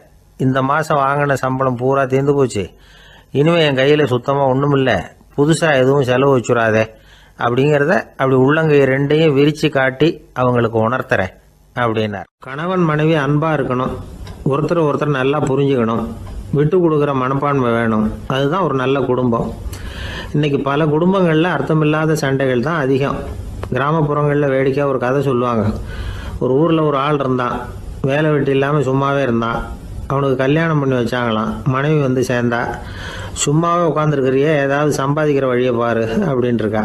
அதுக்கு தான் யோசனை பண்ணிகிட்டு இருக்கிறேன், ஒரு அருமையான ஐடியா அப்படின்னு. நானா என்ன அது சொல்லு அப்படின்ட்டுருக்கா. அவன் ஒரு ஆட்டுக்குட்டி வாங்க போகிறேன்னு இருக்கான். அதை வாங்கி என்ன பண்ண போகிறேன்னா, அந்த குட்டி வளரும், பெருசாகும், அதுக்கப்புறம் அது நிறைய குட்டி போடும் அப்படின்ட்டுருக்கான். சரி, அப்புறம் என்ன, அதையெல்லாம் சந்தையில் கொண்டுட்டு போய் விற்றுவிட்டு அந்த காசுக்கு ஒரு எருவு மாடு வாங்கலாம். சரி, அது எதுக்கு? எருவு மாடு நிறைய பால் கொடுக்கும், அதை கொண்டுகிட்டு போய் பால் பண்ணையில் கொடுப்பேன், அல்லது நானே விற்றுருவேன், கை நிறைய காசு கிடைக்கும். அதுக்கப்புறம் ஒரு பசுமாடு வாங்குவேன், பாலையும் விற்கலாம், நாமளும் காய் போட்டு சாப்பிட்லாம், இப்படிலாம் சொல்லியிருக்கான். அப்போ அந்த பொண்ணு சொல்லிச்சான், அடுத்த தெருவில் இருக்கிற எங்கள் அம்மா வீட்டுக்கும் கொஞ்சம் பால் கொடுத்து அனுப்பலாம் அப்படின்ட்டுருக்கா அந்த பொண்ணு. இந்த இடத்துல கணவனுக்கு கோவம் வந்துட்டுது. அது எப்படி உங்கள் அம்மா வீட்டுக்கு எதுக்கு கொடுக்கணும்? அதெல்லாம் முடியாதுன்றிருக்கான். இந்த இடத்துல சண்டை ஆரம்பமாயிட்டுது. கொஞ்ச நேரத்தில் 2 பேரும் சத்தம் போட ஆரம்பிச்சிட்டாங்க. கடுமையான சண்டை நடக்கிறத பக்கத்து வீட்டுக்காரன் காதில் வாங்கினான். அவன் ஓடியாந்தான். அவனுக்கு தெரியும், வாங்காத மாட்டுக்காக இப்படி சண்டை போட்டுக்கிட்டு இருக்கிறாங்கங்கிறது அவனுக்கு புரியும். அவன் ஓடி சொன்னான், ஏண்டா உன்னோட பசுமாட்டை ஒழுங்காக கட்டி போடக்கூடாதான்ருக்கான். என்னடா சொல்கிறேன்னா, இவன் உன் மாடு என் தோட்டத்தில் மேய்ஞ்சுட்டுது, பயிரெலாம் நாசமாயிட்டுது, 10,000 ரூபா அளவுக்கு சேதம், அதை வாங்கிட்டு போகிறதுக்கு தான் வந்தேன், குடுறா 10,000 நானா. இவன் அரண்டு போயிட்டான். அப்புறம் சொன்னா, டே நான் இன்னும் மாடே வாங்கலையே, அதுக்குள்ளே அது எப்படிடா உன் தோட்டத்தில் மேயும், என்னடா உளறேன்ருக்கான். நீ தாண்டா இப்போ உளறிக்கிட்டு இருக்க, மாடே வாங்கலை, அதுக்குள்ளே எப்படிடா உன்னுடைய மனைவி அவங்க அம்மா வீட்டுக்கு பால் கொடுத்து அனுப்ப முடியும் அப்படின்னு அவன் கேட்டானா. நம்மளுக்கு இப்போ தான் புத்தி வந்துதான். அர்த்தமே இல்லாத சண்டை போட்டுக்கிட்டு இருக்கிறோம் அப்படிங்கிறத அவன் புரிஞ்சுக்கிட்டானான். இது நம்ம முன்னோர்கள் சொல்லியிருக்கிற ஒரு கதை. சண்டையில் தான் அர்த்தம் இல்லையே தவிர கதையில் அர்த்தம் உண்டு. அதாவது இல்லாத விஷயங்களுக்காக சண்டை போட்டுக்கிட்டு இல்லறத்தை வீணாக்கிக்கிட்டு இருக்கிற மனிதர்கள் இன்றைக்கு நிறைய பேர் இருக்கிறாங்க. ஒருத்தன் தன்னுடைய மனைவியை பற்றி மாமனார்கிட்ட புகார் சொன்னானா, மாமா உங்கள் பொண்ணு அர்த்தமில்லாத சண்டை போடுறா, எதுக்கு எடுத்தாலும் எடுத்தெறிஞ்சு பேசுகிறா அப்படின்ட்டுருக்கான். நீ எப்படி மாப்பிள்ளை அதை சமாளிக்கிற அப்படின்னு கேட்டிருக்காரு அவர். அவள் எடுத்தெறியறது என் மேலே படாமல் ஒதுங்கி நின்றுக்கிறேன் அப்படின்னு நானா. இவன் பிரிட்டிஷ் ஆட்சி நடந்துக்கிட்டு இருந்த காலம் 1920களின் கடைசி. அப்போ நடந்த ஒரு உண்மை நிகழ்ச்சி இது. ஒரு கல்யாண மாப்பிள்ளை ரயிலில் இறங்க போகிறார். அவரை வரவேற்க ஒரு ராஜ குடும்பமே காத்துக்கிட்டு இருக்குது. மங்களூர்லேருந்து இறங்குற அந்த மாப்பிள்ளை யார் தெரியுமா? ஒரு நாய். உண்மைதான், அந்த நாய்க்கு தான் கல்யாணம். சுதேசி சமஸ்தானத்து மன்னர்களில் ஒருத்தர் ஜூனாகட் மகாராஜா. அவரோட வளர்ப்பு நாய் ரோஷனாரா. அதுக்கு கல்யாணம் பண்ணி வைக்கணும்னு ஆசைப்பட்டார். மாப்பிள்ளை தேடினார். மங்களூர் மகாராஜாவோட வளர்ப்பு நாய் ஒன்று இருந்தது, பேர் பாபி. இது ரெண்டுக்கும் கல்யாணம் நடத்த முடிவு பண்ணார். திருமணத்துக்கு வேண்டிய எல்லா ஏற்பாடுகளையும் பண்ணுங்க அப்படின்னு உத்தரவு போட்டார். ஆயிரக்கணக்கான அழைப்புதழ்கள், பல சமஸ்தான மன்னர்கள், ஜமீன்தார்கள், பிரிட்டிஷ் அதிகாரிகள், பெரிய பணக்காரங்க, இப்படி நிறைய பேருக்கு அழைப்புதழ்கள் அனுப்பி வச்சாங்க. பத்திரிகையை பார்த்தவங்கெல்லாம் திகைச்சு போயிட்டாங்களாம். இருந்தாலும் என்ன பண்ணுறது, ராஜாவே அழைக்கிறார், போகாமல் இருக்க முடியுமா? அந்த சமயத்தில் நாட்டின் கவர்னர் ஜெனரலாக இருந்தவர் இர்வின் பிரபு. அவருக்கும் ஒரு பத்திரிகை போயிருக்குது. வாங்கி பார்த்ததும் அவருக்கு பயங்கர எரிச்சல். உடனே குப்பை தொட்டியில் போட்டுவிட்டாராம். மாட்சிமை தங்கிய பிரிட்டன் சக்கரவர்த்தியின் பிரதிநிதியான தன்னை கேவலம் ஒரு நாயின் திருமணத்துக்காக அழைக்கிறதா அப்படின்னு அவருக்கு ஆத்திரம். இருந்தாலும் கல்யாணம் பிரமாதமாக நடந்துதான். கல்யாணத்தன்னைக்கு பொண்ணுக்கு ஸ்பெஷல் குளியல், தண்ணீருக்கு பதிலாக வாசனை திரவியங்கள், பன்னீர், குளித்ததுக்கு அப்புறம் அலங்காரம், வைர மாலை, முத்து மாலை, ஏகப்பட்ட அலங்காரம். மாப்பிள்ளையை அழைக்கிறதுக்கு ரயில்வே ஸ்டேஷனில் ராஜ குடும்பமே காத்துக்கிட்டு இருக்குது. அவங்களோட வளர்ப்பு நாய்கள் 250. அத்தனை நாய்களுக்கும் பட்டு துணி போத்தி இருக்குது. முத்து வடங்கள் அணிவிச்சிருக்கிறாங்க. எல்லாம் ராஜ நாய்கள். அதுகளையும் வீதியில் நடக்க விடலையாம். அதுகளை சுமந்துக்கிட்டு போக அலங்கரிக்கப்பட்ட யானைகள் காத்துக்கிட்டு இருக்குதான். மாப்பிள்ளைக்கு வரவேற்பு எப்படி தெரியுமா? அது நடந்து வர்ற பாதை பூரா ரத்தன கம்பளம் விரிச்சிருக்குது. 2 பக்கமும் ராஜாங்க அதிகாரிகள் கைகட்டி நிற்கிறாங்க. அரசு படை வீரர்கள் அணிவகுப்பு மரியாதை செலுத்துகிறாங்க. அந்த நாய் ராஜ மரியாதையோடு நடந்து வருது. நகையெல்லாம் போட்டுக்கிட்டு வருது. திருமண மண்டபத்துக்கு சேருது. அங்கே கல்யாணம் அமோகமாக நடக்குது. இந்த திருமணத்தை முன்னிட்டு அந்த ஜூனாகட் சமஸ்தானத்துக்கு 3 நாள் விடுமுறை வேறு. கல்யாணத்துக்கு வந்திருந்தவங்களுக்கெல்லாம் ஏக தடபுடலாக விருந்து, நாட்டியம் எல்லாம் பிரமாதமாக நடந்து தான். இந்த கல்யாணத்தில் கலந்துக்க வந்திருந்த மற்ற சமஸ்தானத்து மன்னர்கள், தீவான்கள், அரச குடும்பத்தினர், இப்படி அவங்க 700 பேராம். அவங்க போகிறதுக்காக விசேஷ ரயில்கள்லாம் வேற விட்டுருக்காங்க. கல்யாணம் முடிஞ்சதும் அந்த நாய் தம்பதிகளோட பெரிய பெரிய மன்னர்கள்லாம் ஒன்றா உட்காந்து சாப்பிட்டாங்களாம். ஏர் கண்டிஷன் அறையில் அந்த தம்பதிகள் கொஞ்ச காலம் வாழ்ந்துருக்கிறாங்க. கொஞ்ச நாளில் மாப்பிள்ளைக்கு மரியாதை குறைய ஆரம்பிச்சுட்டுது. வெளியில் துரத்தி விட்டாங்களாம். அந்த பெண் நாய் மட்டும் ராஜ போகங்களை அனுபவித்து வந்து தான். இந்த கல்யாணத்தை பார்த்துட்டு தொடர்ந்து மற்ற சமஸ்தானத்து மன்னர்களும் நாய் திருமணங்கள் நடத்த ஆரம்பிச்சுட்டாங்களாம். இது உண்மையில் நடந்திருக்குது. இப்படி அது இருக்கட்டும். இப்போ நம்ம கதைக்கு வருவோம். ஒரு ராஜாவுக்கு ரொம்ப நாள் கழித்து ஒரு குழந்தை பிறந்து தான். அரண்மனை ஜோசியரை கூப்பிட்டுருக்கார் ராஜா. ஜோசியரே, என் மகன் வருங்காலத்தில் சிறந்த வாழ் வீரனாக வரணும்னு ஆசைப்படுறேன். வருவானாங்கிறத கொஞ்சம் பார்த்து சொல்லுங்களேன் அப்படின்னாராம். ஜோசியர் சொன்னார், மன்னா, உங்கள் புள்ள வாழ் வீரனாக வர்றது கஷ்டம். ஆனால் அவரும் உங்களை மாதிரியே நாய்க்குட்டிகள் பேரில் பிரியமாக இருப்பார். அதுகளுக்கு கல்யாணமும் பண்ணி வைப்பார் அப்படின்னாராம். அது எப்படி கண்டுபிடிச்சிங்க அப்படின்னு கேட்டிருக்கார் ராஜா. அரசே, உங்கள் பிள்ளைக்கு வாழ் மேலே உள்ள பிரியத்தை காட்டிலும் நாய் மேலே உள்ள பிரியம் அதிகங்கிறதுக்கான அறிகுறி இப்போவே தெரியுது. நல்லா கவனித்து பாருங்க. அவர் வாழ்னு கத்துறாரு அப்படின்னாரு.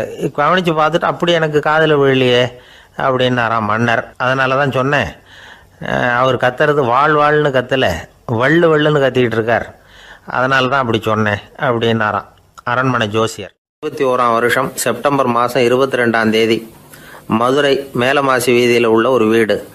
அங்கே அன்னைக்கு நடந்த ஒரு அற்புத நிகழ்ச்சி பின்னாடி உலக மக்களையெல்லாம் ஆச்சரியப்பட வச்சுது.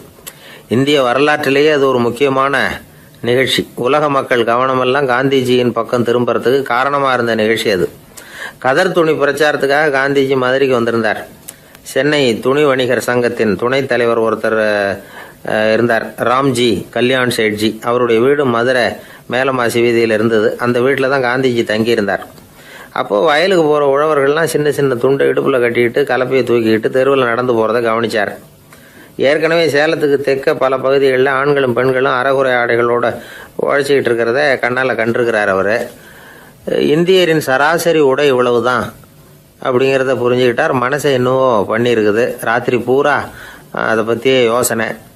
22/9/21 வியாழக்கிழமை காலையில் காந்திஜி எழுந்திருக்கிறார். அவர் கூட தங்கியிருந்தவங்களையெல்லாம் பார்த்து சொன்னார், இன்னையிலேருந்து அறையில் முழு அகலத்துண்டு தான் கட்டுவேன். குளிர் அதிகமாக உள்ள காலங்களில் மட்டும் போர்வை ஒன்றும் உபயோகப்படுத்துவேன். மற்றபடி மேலங்கியோ குல்லாவோ எதுவும் போட்டுக்க மாட்டேன். தற்காலிகமாக இந்த ஏற்பாட்டை 1 மாதத்துக்கு ஏற்றுக்குவேன். அதுக்கு பிறகு உசிதம் போல எண்ணி பார்த்து முடிவு பண்ணுவேன் அப்படின்னார். அவருடைய குரல் உறுதியாக இருந்துதான். உடனே செயலில் இறங்கினார். தம்முடைய 10 முழ வேட்டி, மேலங்கி, உள் சட்டை, குல்லா எல்லாத்தையும் களைஞ்சார்.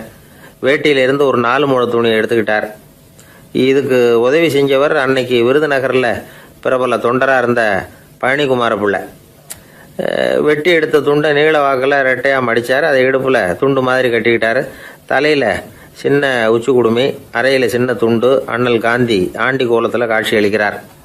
கூட இருந்தவங்களை பார்த்து காரைக்குடிக்கு புறப்படலாமே அப்படின்னார். அவர் நண்பர்களும் சீடர்களும் திகைச்சு போய் நிற்கிறாங்க. இந்த விரதம் நிரந்தரமாக ஆயிடுமோங்கிற பயம் அவங்களுக்கு. எப்படியோ இந்த விவரம் ராஜாஜிக்கு அன்னைக்கு பிரபலமாக விளங்கின தேசபக்தர் டாக்டர் TSS ராஜனுக்கு எட்டுச்சு. உடனே 2 பேரும் ஓடி வந்தாங்க. வேண்டாமே இந்த கோலம் அப்படின்னாங்க. காந்திஜி தன்னுடைய முடிவில் உறுதியாக இருந்தார். ராஜாஜி என்னென்னமோ வாதமெல்லாம் பண்ணி பார்த்தார். உங்களுடைய வாதத்துக்கு என்னால் பதில் சொல்ல முடியல, இருந்தாலும் நான் செய்கிறது தான் சரிங்கிறதுல எனக்கு சந்தேகம் இல்லை. இன்னைக்கு அதிகாலை 3 மணி இருக்கும். நான் ஓரளவு விழிச்சுக்கிட்டேன். அதாவது உறக்கமும் விழிப்புமா இருந்த நிலையில் எனக்கு இந்த எண்ணம் உண்டாச்சு. இது என்னுடைய அந்தராத்மாவின் ஆணை, அதை என்னால் மீற முடியாது அப்படின்னு சொல்லிவிட்டாராம் காந்திஜி. கதர் பிரச்சாரத்துக்காக காரைக்குடிக்கு கிளம்பினார். வாசலில் 4 மோட்டார் வண்டிகள் காத்துக்கிட்டு இருந்தது. வீதியில் 2 பக்கமும் ஜனங்கள். காந்திஜி இடுப்பு துணியோடு மோட்டார் வண்டியில் ஏறினார். நண்பர்களும் சீடர்களும் மக்களும் உடல் சிலிர்க்க அந்த காட்சியை பார்க்குறாங்க. மோட்டார் வண்டி நகர ஆரம்பிக்குது. எப்பேற்பட்ட காட்சி அது! சுக்கநாத பெருமானியே கூலி ஆளாக்கிய அப்படி ஆக்கி மண் சுமக்க வச்ச மதுரை இல்லையா, அந்த மதுரை தான் காந்திஜி துறவி கோலம் கொள்றதுக்கும் காரணமாக இருந்திருக்குது. இது இன்னைக்கு எத்தனை பேருக்கு தெரியும்? ஒரு தடவை காந்திஜி நேருவும் சுற்றுப்பயணம் செஞ்சாங்களாம். ஒரு இடத்துல நடந்து போயிட்டு இருக்கிறாங்க. குறுக்க ஒரு வாய்க்கால். நேரு என்ன பண்ணார் தெரியுமா? தன்னுடைய இளமை துடிப்பை காட்டுறதுக்காக கொஞ்சம் தூரம் பின்னாடி போய் அங்கேருந்து வேகமாக ஓடி வந்து அந்த வாய்க்காலை தாண்டினாராம். காந்திஜி அப்படி பண்ணலை. பக்கத்தில் இருந்த பாலம் வழியாக அந்த வாய்க்காலை கடந்து வந்தார். நேரு காந்திஜியை பார்த்து சிரிச்சுக்கிட்டே, என்ன மாதிரி நீங்களும் தாண்டி இருக்கலாமே அப்படின்னாராம். அதுக்கு காந்திஜி சிரிச்சுக்கிட்டே சொன்னாராம், 2 அடி முன்னேறதுக்காக 5 அடி பின்னாடி போகிறதா அப்படின்னாராம். பிள்ளைகளை பற்றி சொல்லுவாங்க. இப்போ ராமர் லட்சுமணர் கதை சொல்லுவாங்க. அதாவது ராமரும் பரதனும் பந்து விளையாடிக்கிட்டு இருந்தாங்களாம். சின்ன வயசில் பந்து விளையாடிட்டு இருந்தாங்களாம். உடனே ராமர் வந்தாராம். வந்து கோசலை அவங்க அம்மா கோசலை மடியில் சோர்ந்து போய் உட்காந்தாராம். சந்தோஷமாக வந்து உட்காந்துருக்காரு. அப்போ அந்த கோசலை அம்மா கேட்டாங்களாம், ஏன்ப்பா அப்படி இவ்வளவு சந்தோஷமாக இருக்கே, என்ன காரணம் அப்படின்னு கேட்டிருக்காரு. அப்படின்னு அந்த அம்மா கேட்டிருக்கு. ராமன் சொன்னான்னா, என் தம்பியோட நான் பந்து விளையாண்டுக்கிட்டு இருந்தேன். பரதன் அவன் ஜெயிச்சுட்டான், நான் தோத்துட்டேன். என்னை அவன் ஜெயிச்சுட்டான். அவனுடைய வெற்றி எனக்கு சந்தோஷமாக இருக்குது, தம்பியோட வெற்றி, அதனால் நான் சந்தோஷமாக இருக்கேன்னு சொல்லியிருக்கு. அந்த அம்மாவுக்கு ரொம்ப சந்தோஷம். தம்பி ஜெயிக்கிறாங்கிறத பற்றி அண்ணன் சந்தோஷப்படுறானே அப்படின்னு. கொஞ்ச நேரத்தில் பரதன் வந்திருக்கான். அவன் சோர்ந்து போய் கலங்கி போய் அதே அம்மா மடியில் உட்காந்துருக்கான். நீ தான் ஜெயிச்சுட்டியாமே, நீ என்னத்துக்கு வருத்தப்பட்டுக்கிட்டு வர அப்படின்னு கேட்டிருக்க அந்த அம்மா. அப்போ பரதன் சொன்னானா, நான் ஜெயிக்கணுங்கிறதுக்காக அண்ணன் விட்டு கொடுத்தாரு, தோத்துட்டாரு, அதனால் எனக்கு வருத்தமாக இருக்குது. உண்மையில் அவர் தான் ஜெயிச்சிருக்க வேண்டியது, எனக்காக விட்டு கொடுத்தாரு, அதனால் நான் வருத்தப்படுறேன்னா. அப்போ அந்த அம்மா சொல்லிச்சான், இப்படி தான் தம்பியினுடைய வெற்றி அண்ணனை சந்தோஷப்படுத்துது, அண்ணனுடைய தோல்வி தம்பியை வருத்தப்பட வைக்குது.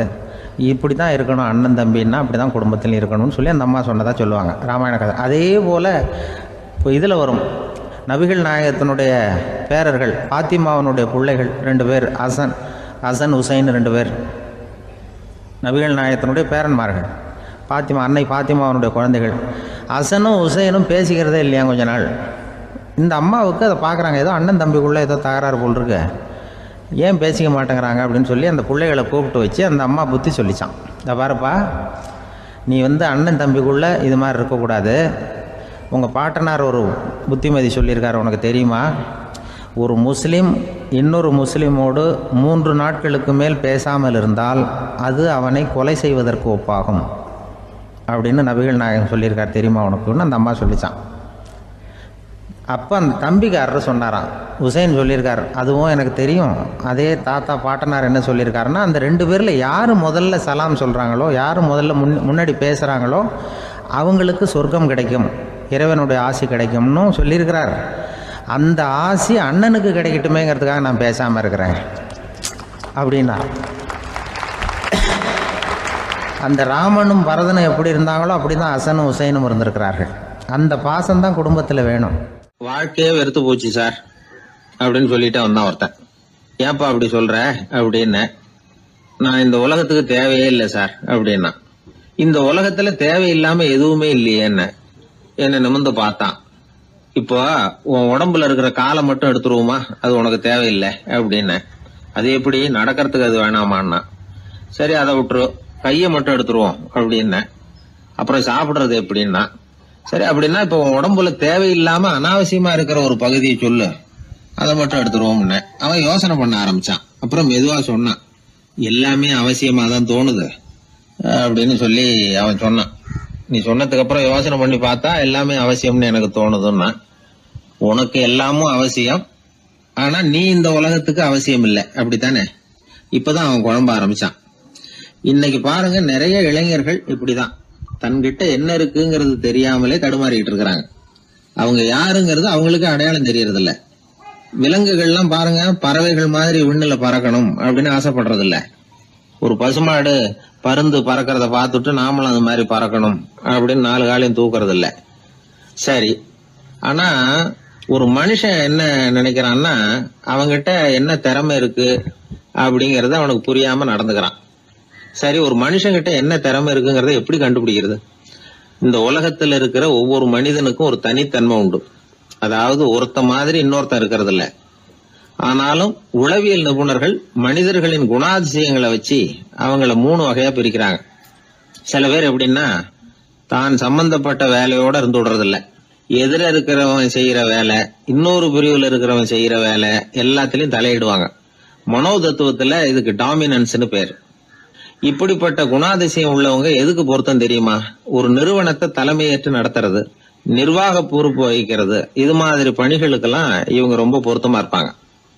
2வது வகை மனிதர்கள் எப்படின்னா, இவங்க ரொம்ப இனிமையா பேசுவாங்க, திறமையா பேசுவாங்க, அடுத்தவங்களோட பேசுறதுக்கு ஆசைப்படுவாங்க. இப்படிப்பட்டவங்க எல்லாம் விற்பனை துறையில வேலை பார்க்கறதுக்கு ரொம்ப பொருத்தம். இதை தவிர 3வது வகை மனிதர்கள் உண்டு.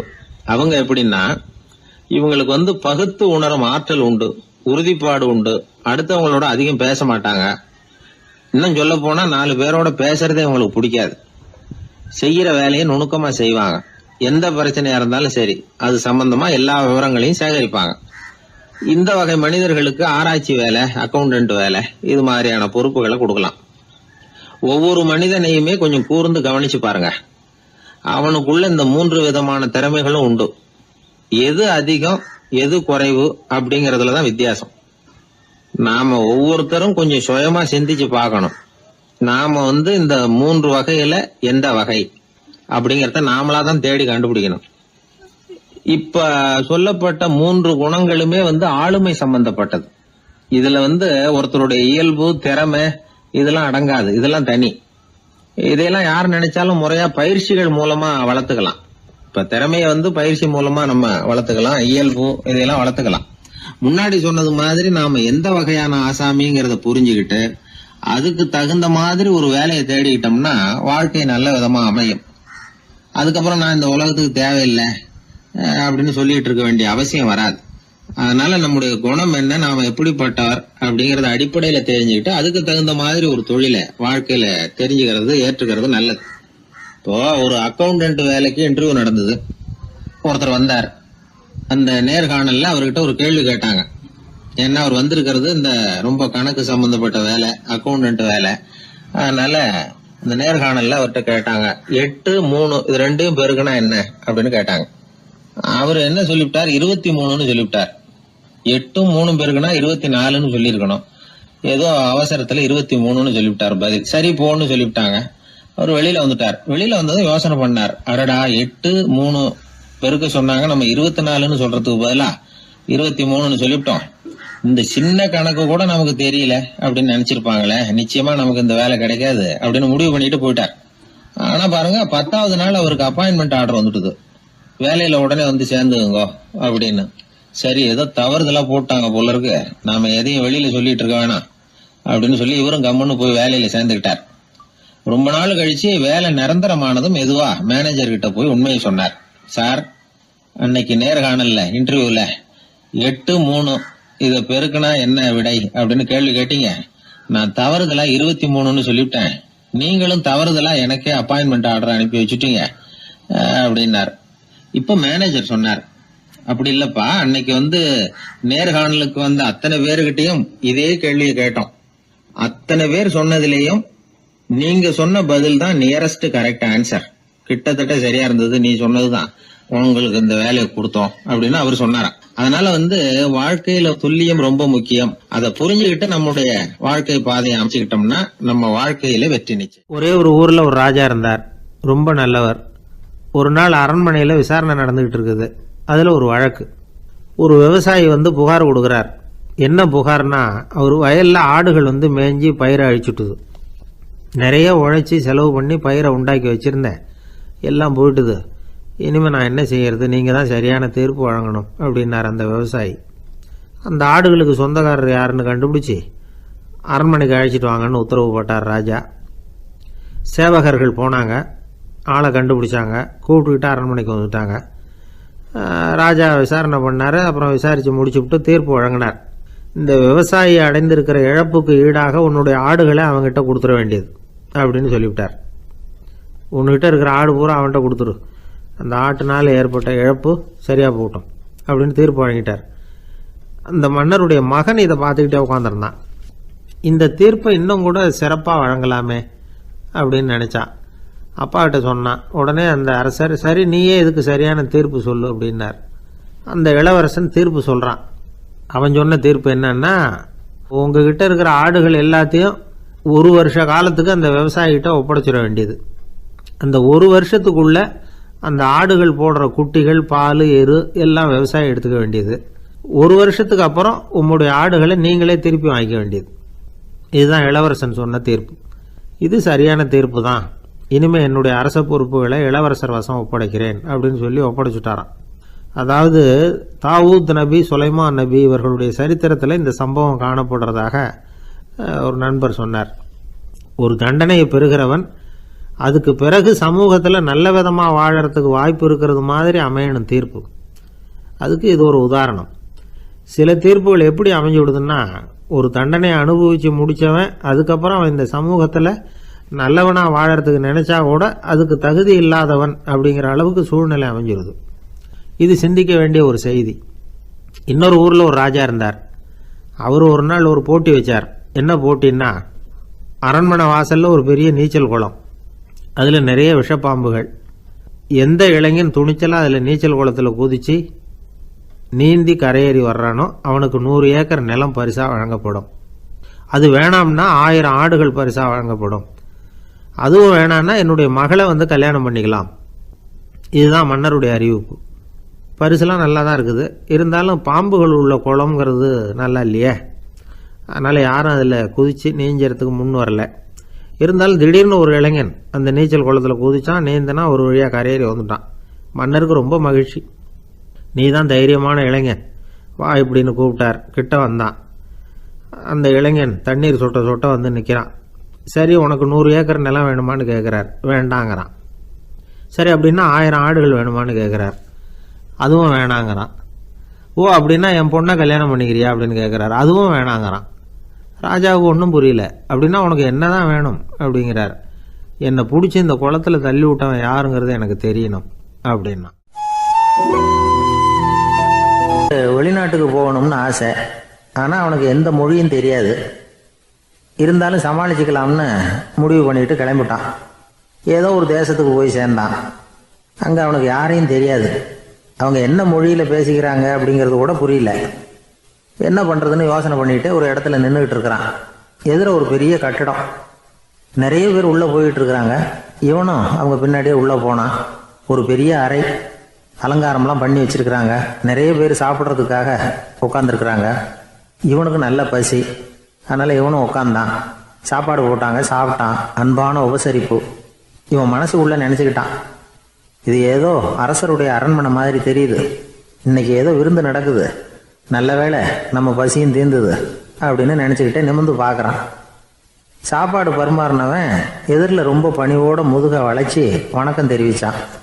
இவனும் எழுந்திரிச்சு நின்று முதுகை வளைச்சி வணக்கம் தெரிவித்தான். ரொம்ப நன்றின்னா. அவன் ஒரு சீட்டை இவன் கையில் கொடுத்தான். இவன் அதை வாங்கி பார்க்குறான். என்ன எழுதியிருக்குன்னு ஒன்றும் புரியல. சரி, இந்த நாட்டில் தங்களுடைய நன்றியை சீட்டில் எழுதி தான் கொடுப்பாங்க போல இருக்கு அப்படின்னு நினச்சிக்கிட்டு மறுபடியும் நன்றின்னா. ஆனால் அவன் காசை கொடுங்கன்னான். ஏன்னா அது ஒரு ஹோட்டல், இவன் சாப்பிட்டதுக்கான பில் அது. இவன் அதை புரிஞ்சிக்கவே இல்லை. நன்றின்னு அந்த சீட்டில் எழுதி கொடுக்குறாங்க போல இருக்கு அப்படின்னு நினச்சிக்கிட்டு அதை வாங்கி சட்டை பையில் பத்திரமா வச்சுக்கிட்டு பரவாயில்லைங்க ரொம்ப மகிழ்ச்சின்னா. ஒரு வெளிநாட்டுக்காரனுக்கு இவ்வளவு தூரம் மரியாதை பண்ணுறீங்களே, எங்கள் ஊருக்கு போனதும் உங்களை பற்றி நிறைய சொல்லுவேன் அப்படின்னா. இவன் என்ன சொல்கிறான்னு அவனுக்கு புரியல. இவனை பிடிச்சி அழைச்சிட்டு போய் முதலாளி முன்னாடி நிறுத்தினான். நாம் சொன்னதில் இவனுக்கு ரொம்ப பெருமையாக இருக்கணும் போல இருக்கு, அதுதான் பெரிய இடத்துக்கு அழைச்சிட்டு வந்திருக்கிறான் அப்படின்னு இவன் நினச்சிக்கிறான். அவரும் பில்லுக்கான பணத்தை கொடுங்கிறாரு. பரவாயில்லைங்க ரொம்ப மகிழ்ச்சி நன்றிங்கிறான் இவன். அவரு பார்த்தார், இவனை நீதிமன்றத்துக்கு அனுப்பி வச்சுட்டார். இவன் என்ன நினச்சிக்கிட்டான், நம்மளை இந்த ஊர் ராஜா முன்னாடியே அழைச்சிக்கிட்டு வந்து நிறுத்தி இருக்கிறாங்க போல இருக்கு, என்ன ஒரு பெருந்தன்மை அப்படின்னு நினச்சிக்கிறான். நீதிபதி சொன்னார், சாப்பிட்டதுக்கான பணத்தை கொடுத்துரு, இல்லைன்னா அதுக்கான தண்டனையை அனுபவிக்க வேண்டி இருக்கும்னார். ராஜாவே நமக்கு நன்றி சொல்கிறாரு போல இருக்கு அப்படின்னு நினச்சிக்கிறான் இவன். என் மகிழ்ச்சிக்கு எல்லையே இல்லைங்க அப்படின்னா. அவர் பார்த்தார், இவனுக்கு தண்டனை கொடுக்க வேண்டியது தான் அப்படின்னு முடிவு பண்ணார். உடனே தீர்ப்பு எழுதினார். இவனை கழுதையில் பின்புறமாக உட்கார வைங்க, இவன் ஒரு மோசடிக்காரன் அப்படின்னு ஒரு போர்டு எழுதி அவன் கழுத்தில் மாட்டுங்க, அப்புறம் அந்த கழுதையை ஊர் பூரா விரட்டுங்க அப்படின்னார். இவனுக்கு தான் மொழி புரியலையே, ஏதோ நடக்குது அப்படிங்கிறது மட்டும் புரியுது. எல்லாரும் சேர்ந்து இவனை ஒரு கழுதை மேலே உட்கார வச்சாங்க. ஓஹோ, நம்மளை பாராட்டி ஒரு ஊர்வலம் நடத்துகிறாங்க போல இருக்கு அப்படின்னு நினச்சிக்கிறான் இவன். எல்லாரும் சத்தம் போட்டுக்கிட்டே கையை தட்டிக்கிட்டு கழுதை பின்னாடி ஓடி வர்றாங்க. இவனுக்கு ரொம்ப உற்சாகமாக இருக்குது. எல்லாருக்கும் கை கூப்பி வணக்கம் சொல்லிக்கிட்டே போகிறான். கூட்டத்தில் திடீர்னு ஒரு தெரிஞ்ச முகம் தெரியுது. அவனுடைய தேசத்தை சேர்ந்த ஒரு ஆள் அவன். அவனை பார்த்ததும் இவனுக்கு ரொம்ப உற்சாகம். நம்ம ஊருக்கு போனதும் இங்கே நமக்கு கிடைச்ச மரியாதையெல்லாம் உண்மைதான்னு சொல்கிறதுக்கு ஒரு சாட்சியும் கிடைச்சிட்டுது அப்படின்னு நினச்சிக்கிறான். அவனை பார்த்து கத்தனான், நல்லா பார்த்துக்க, இந்த ஊர் மக்கள் எனக்கு எப்படிப்பட்ட வரவேற்பு கொடுக்குறாங்கங்கிறத நல்லா கவனிச்சுக்கோ அப்படிங்கிறான். அவனுக்கு அவமானமாக போட்டுது. தலையை குனிஞ்சுக்கிட்டே நழுவி போயிட்டான். இவன் பார்த்தான், அவன் தலை தெரியல. ஆகா, அவனுக்கு நம்ம மேலே பொறாமை போல இருக்கு, அதனால தான் காணாமல் போயிட்டான் அப்படின்னு நினச்சிக்கிறான். இப்படி ஒரு வேடிக்கை கதையை பெரியவங்க சொல்கிறது உண்டு. கதை வேடிக்கையாக இருந்தாலும் இதில் உள்ள கருத்து என்ன தெரியுமா? அந்த கழுதை மேலே உட்காந்துருக்கிறானே, அது மாதிரி தான் நாமளும் அகங்காரங்கிற கழுதை மேலே உட்காந்துக்கிட்டு இருக்கோமா. நாமளும் கிட்டத்தட்ட அதே மாதிரி பிரம்மையில் தான் இருக்கிறோமா. என்ன நடக்குதுங்கிறதே புரியறதில்லை. அகங்காரத்தில் பேசுகிறவனுக்கும் சித்த சுவாதீனம் இல்லாமல் பேசுகிறவனுக்கும் அதிக வித்தியாசம் இருக்கிறதில்ல. அது மாதிரி ஒருத்தன் தன்னுடைய வீட்டை சுற்றி சேற்றை வாரி இறச்சிக்கிட்டு இருந்தானா. அந்த வழியாக வந்த ஒரு பெரியவர் அதை பார்த்துருக்கார். என்னப்பா பண்ணிகிட்டு இருக்கிற அப்படின்னு கேட்டாரான். கழுதைகளை விரட்டிக்கிட்டு இருக்கிறேன் அப்படின்னானா. இங்கே கழுதைகளே காணுமே அப்படின்னாரான் அவர். அதுதான் ஏற்கனவே விரட்டி விட்டனே அப்படின்னானா இவன். ஆஃபீஸை முடிஞ்சு வீட்டுக்கு போகிற சமயத்தில் ஒருத்தர் கடைக்கு போய் ஸ்வீட் வாங்கினார். சரி, வீட்டுக்கு பிள்ளைங்களுக்கு தான் வாங்கிட்டு போகிறார் அப்படின்னு மற்றவங்க நினச்சாங்க. அவர் அப்படி செய்யலை. அந்த இடத்துலையே பொட்டலத்தை பிரித்தார். திருட மாதிரி அப்படியே சுற்றி ஒரு தரம் பார்த்துக்கிட்டார். யாரும் தெரிஞ்சவங்க இல்லைங்கிறத முடிவு பண்ணிவிட்டு அவசரமாக அதை அப்படியே போட்டு முழுங்கிவிட்டு கையை தொடச்சிக்கிட்டு நல்ல பிள்ளை மாதிரி நடந்து போக ஆரம்பிச்சிட்டார். அவர் யாருன்னா, அவரோட பிரச்சனை எல்லாருக்கும் தெரியாது, சில பேருக்கு தான் தெரியும். அதாவது அவர் உடம்பில் சர்க்கரை இருக்குதுன்னு டாக்டர் சொல்லிவிட்டாராம். அதனால் வீட்டில் சர்க்கரையே இவர் கண்ணில் காட்டுறதில்ல. அதனால் இவர் யார் கண்ணிலையும் படாமல் இப்படிப்பட்ட வேலைகள்லாம் செய்கிறது வழக்கம். யாருக்கும் தெரியாமல் இப்படி ஸ்வீட்டை வாங்கி சாப்பிட்டுட்டு அவர் பாட்டுக்கு போயிடுறது. இப்படிப்பட்டவங்களுக்கெல்லாம் கொஞ்சம் ஆறுதலான தகவல் இன்றைக்கி. அது என்னென்னா, நாம் சாப்பிட்ற சர்க்கரைக்கும் நம்ம உடம்பில் உள்ள சில கோளாறுகளுக்கும் அப்படி என்ன தான் சம்மந்தம் இருக்குது. இதை பற்றி சமீபத்தில் சில ஆராய்ச்சிகள்லாம் நடந்திருக்குது. ஏன்னா சர்க்கரைன்னாவே விஷம் மாதிரி அதை பார்க்குறவங்களும் சில பேர் உண்டு. சின்ன பிள்ளைங்களுக்கு வயத்தில் பூச்சி உண்டாகிறதுலேருந்து பெரியவங்களுக்கு நீரிழிவு வர்ற வரைக்கும் எல்லாத்துக்கும் சர்க்கரை தான் காரணம்னு சொல்லிகிட்டு இருக்கிறோம். ஆனால் அந்த அளவுக்கு பயப்பட வேண்டிய அவசியம் இல்லை அப்படின்னு சொல்கிறாங்க. சர்க்கரை வியாதி, இருதய நோய், பித்த நீர் பை நோய், இதெல்லாம் சில நோய்கள்லாம் நாம் சாப்பிட்ற சர்க்கரைக்கும் தொடர்பு இருக்குன்னு நினைக்கிறோம். ஆனால் அப்படி சம்பந்தம் உண்டுங்கிறதுக்கு போதுமான அளவுக்கு ஆதாரம் இல்லை அப்படிங்கிறாங்க ஆராய்ச்சியாளர்கள். ஒரே ஒரு சம்பந்தம் தான் உறுதியாக இருக்குதான். அதுவும் இந்த பல் சிதைவு அப்படின்னு இருக்கு இல்லையா, அந்த சர்க்கரை சாப்பிட்றதுக்கும் இந்த பல் சிதைவுக்கும் சம்பந்தம் இருக்குது அப்படிங்கிறத மட்டும் உறுதியாக சொல்கிறாங்க. சர்க்கரைன்னா நாம் சாப்பிட்ற ஜீனி மட்டும் இல்லை, பழம், காய்கறி, பால், தேன், இப்படி எல்லாத்துலேயும் அது இருக்குது. கேரட்டு கொடுக்குற சத்தில் 88% சர்க்கரை, ஆப்பிள் கொடுக்குற சக்தியில் 95% சர்க்கரை. இது ஜீனி சர்க்கரை, இது ஆப்பிள் சர்க்கரை அப்படிங்கிற வித்தியாசம்லாம் உடம்புக்கு கிடையாது. ரெண்டுமே உடனடியாக சக்தி கொடுக்குது. ஒரு ஸ்பூன் சர்க்கரையில் 16 கலோரி தான் சத்து இருக்குது. அதிகமாக சர்க்கரை சாப்பிட்டா நீரிழிவு வந்துருங்கிறது தப்பான ஒரு அபிப்பிராயம். டயபெட்டிஸுங்கிறது ஒரு மெட்டபாலிக் டிசார்டர், அவ்வளவுதான். அதாவது நாம் சாப்பிட்ற சர்க்கரையை நம்ம உடம்பு திறமையாக உபயோகப்படுத்திக்க முடியல அப்படின்னு அர்த்தம். அதனால தான் அதிகமாக இனிப்பு வேணாம்னு சொல்கிறோம். ஏற்கனவே உடம்பால் முடியாத ஒன்றை மறுபடியும் அது தலையில் சுமத்தி அதிகமாக வேலை வாங்க வேணாமே அப்படிங்கிறதுக்காக தான். ஆகாரத்தில் அதிகமாக சர்க்கரை இருந்தால் அதனால் உடனே சர்க்கரை வியாதி வந்துடும்ங்கிறதுக்கு விஞ்ஞான ரீதியாக போதுமான ஆதாரம் இல்லை. அதனால் எப்போவாவது அதிகமாக ஸ்வீட்டு சாப்பிட்டுட்டா ஐயோ அதிகமாக சாப்பிட்டோமோ, என்ன பண்ண போகுது தெரியலையே அப்படின்னு நினச்சி மனசை போட்டு குழப்பிக்க வேண்டியதில்லை. பொதுவாக எதுவுமே அதிகமாக வேண்டாம், எல்லாம் சீராக இருந்தால் போதும். நீரிழிவுங்கிறது புதுசாக வந்துட்ட ஒரு நோய் இல்லை, ரொம்ப காலமாகவே இருக்கிற ஒன்று தான். நம்ம முன்னோர்கள் இதை மதுமேகம் அப்படின்னு சொல்லுவாங்க. அதை கட்டுப்படுத்துறதுக்கு அவங்களே சில வழிமுறையை சொல்லி வச்சுருக்கிறாங்க. அது என்னென்னா வேறு ஒன்றும் இல்லை, இந்த பாவக்காய், முள்ளங்கி, அருகம்புல், அவ்வளவுதான். வெள்ளை முள்ளங்கி இருக்குல்ல, அதை வாரத்துக்கு 3 நாள் சாப்பிட்டுக்கிட்டு வாங்க. நூலுக்கோல் ரொம்ப நல்லது. இல்லைன்னா முள்ளங்கி சாறு 1 ounce சாப்பிட்டுட்டு வரலாம். ரத்தத்தில் சேர்கிற சர்க்கரை அளவை இதெல்லாம் கட்டுப்படுத்துது. சிறுநீரில் காணப்படுகிற சர்க்கரை அளவையும் சமநிலைப்படுத்துது. தினமும் ஆகாரத்தில் கோதுமை, கேழ்வரகு, வெந்தயம், கருவேப்பிலை, சோயாபீன்ஸ் எது கிடைக்குதோ சேர்த்துக்கலாம். இப்படிலாம் செஞ்சுக்கிட்டு வந்தால் அப்புறம் வீட்டுக்கு தெரியாமல் கடையில் போய் நின்றுக்கிட்டு ஸ்வீட் வாங்கி திருட்டுத்தனமாக சாப்பிட வேண்டிய அவசியமே உங்களுக்கு வராது. 2 ஆசாமிகள் கடற்கரையில் உட்காந்து சாவகாசமாக பேசிக்கிட்டு இருந்தாங்களாம். ஒருத்தர் சொன்னார், இன்னொருத்தருக்கு தெரியாமல் ஸ்வீட்டு சாப்பிட்றதே எப்பவும் இடைஞ்சல் தான் சார். நேற்றுக்கு பாருங்கள், அப்படி தான் சாப்பிட்டுக்கிட்டு இருந்தேன், வீட்டுக்காரி கண்ணில் போட்டுவிட்டுது, அதுக்கப்புறம் ஒரே ரகலையாக போச்சு அப்படின்னாரா. எனக்கு கூட அப்படி தான் சார் ஆகிட்டுது, ஒரே ரகலை அப்படின்னாரா இன்னொருத்தர். நீங்கள் சாப்பிட்டதும் உங்கள் வீட்டுக்காரங்க கண்ணில் போட்டுவிட்டுதா சார் அப்படின்னு கேட்டிருக்கார் இவர். அதுக்கு அவர் சொன்னாராம், அப்படி இல்லை சார், கடைக்காரர் கண்ணில் போட்டுவிட்டுதோ, நான் அவருக்கு தெரியாமல் அந்த ஸ்வீட்டை அவர் கடையிலேருந்து எடுத்திருந்தேன் அப்படின்னு விளக்கம் கொடுத்தாராம் இந்த ஆள். ஒரே ஒரு ஊரில் ஒரு பாதிரியார் இருந்தார். ரொம்ப நாள் சந்தோஷமாக வாழ்ந்தார். ஒரு நாள் அவர் மடத்து சமையல் அறையில் பாத்திரங்களை கழுவி துலக்கி சுத்தப்படுத்திக்கிட்டு இருந்தார். அந்த சமயத்தில் ஒரு தேவ தூதன் அவர் முன்னாடி நின்னான். இவர் நிமிர்ந்து பார்த்தார். ஆண்டவர் என்னை உங்ககிட்ட அனுப்பியிருக்கிறார், பரலோகத்தில் வாசம் செய்யறதுக்கு உங்களுக்கு நேரம் வந்துட்டுது அப்படின்னு அந்த ஆள். ஆண்டவருக்கு என்னோட ஞாபகம் வந்ததுக்கு நன்றி. ஆனாலும் இப்போ இங்கே நீயே பாரு, எவ்வளவு பாண்டங்கள் பாக்கி இருக்கு, இவ்வளவையும் நான் சுத்தப்படுத்த வேண்டியிருக்கு. நான் நன்றி கெட்டவனாக இருக்க விரும்பலை. இந்த பணியை முடிக்கிற வரைக்கும் என்னுடைய பரலோக வாழ்வை தள்ளி வைக்க முடியுமா, நீ என்ன நினைக்கிற அப்படின்னு கேட்டார். தேவதூதன் தனக்கே உரிய விவேகத்தோட அன்போட பாதிரியாரை பார்த்தான். சரி, என்ன செய்யலாம்ங்கிறத அப்புறம் சொல்கிறேன் அப்படின்னு சொல்லிவிட்டு புறப்பட்டு போயிட்டான். ஒரு நாள் அந்த பாதிரியார் தோட்டத்தில் உள்ள களைகளை எல்லாம் ஒரு களை கொத்தியால் கொத்தி களை எடுத்துக்கிட்டு இருக்கிறார். அந்த சமயத்தில் இந்த தேவதூதன் மறுபடியும் அவர் முன்னாடி நிற்கிறான். பாதிரியார் பார்த்தார். இதை பாரு, இந்த தோட்டம் பூராவும் எவ்வளவு களை மண்டி கிடக்கு, பரலோகம் கொஞ்ச காலம் எனக்காக பொறுத்திருக்கலாம்னு நீ நினைக்கிறியா அப்படின்னு கேட்டார்.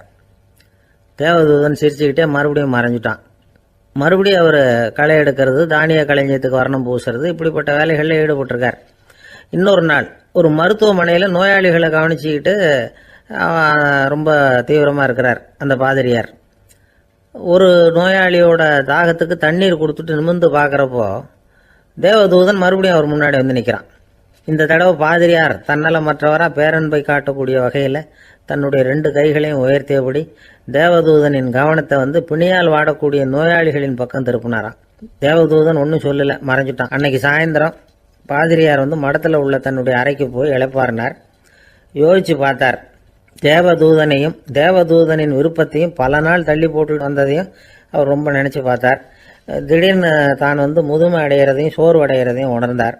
ஆண்டவரை நினச்சார். ஆண்டவரே, உம்முடைய தூதனை மறுபடியும் என்கிட்ட அனுப்புனா நான் சந்திக்கிறதுக்கு ஆவலாக இருக்கேன் அப்படின்னு சொல்கிறப்பவே தேவதூதன் பக்கத்தில் வந்து நின்னான். பாதிரியார் நிமிர்ந்து பார்த்தார்.